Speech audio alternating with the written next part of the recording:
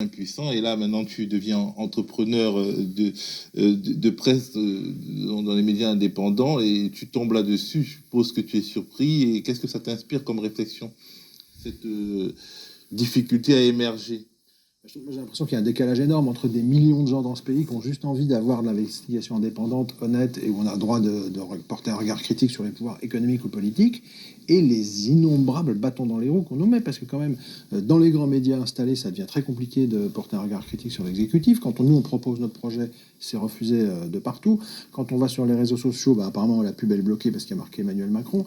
Il y a un moment donné, un Vincent Bolloré, par exemple, est en train de prendre une place extrêmement importante dans les médias français, en droitisant de manière extrême la ligne politique de ces médias.